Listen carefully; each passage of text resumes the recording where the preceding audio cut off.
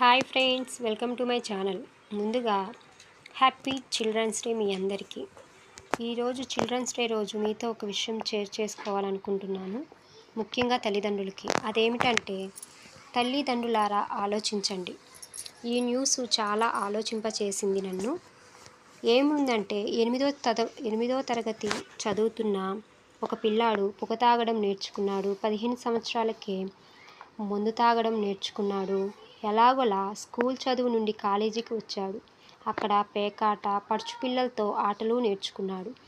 దురలవాట్లకు పడిన వాడికి డబ్బు అవసరమయ్యింది.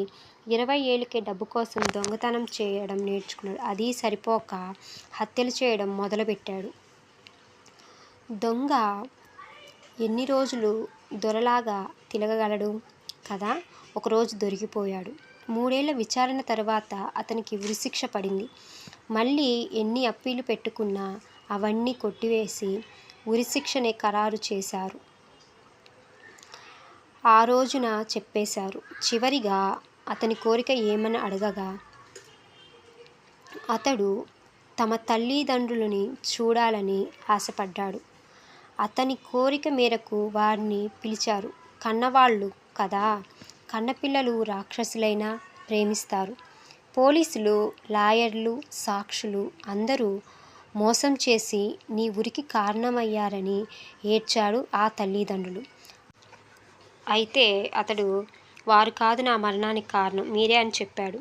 5 ఏళ్ల వయసులో ఉపాధ్యాయుడు కొట్టాడని చెప్పగానే బంధువులతో కలిసి వెళ్ళి పోలీస్ కంప్లైంట్ చేసి మరీ అతన్ని నిందించారు. అక్కడి నుండి మొదలైంది నేను చెడిపోవడం. ఆ రోజు నన్ను శిక్షిస్తే ఈరోజు ఉరితాడు నా మెడకు రావడానికి కారణం మీరే అని కంటతడి పెట్టాడు. ఉపాధ్యాయుడు శిక్షించకపోతే మనం పెద్దయ్యాక పోలీసులు, న్యాయస్థానాలు శిక్షిస్తారు. చిన్న తప్పులే కదా అని వెనకేసుకురండి. అవే రేపు క్షమించలేని పెద్ద నేరాలవుతాయి. ఆలోచించండి, వాళ్ళను దారిలో పెట్టండి. యువతను దేశాభివృద్ధిలో భాగస్వామ్యం చేయండి. వాళ్లకు సేవ నేర్పించండి. వాళ్ళ భవిష్యత్తు గురించి చెప్పండి. దేశాభివృద్ధిలో వాళ్ళ పాత్ర ఏమిటో వివరించండి.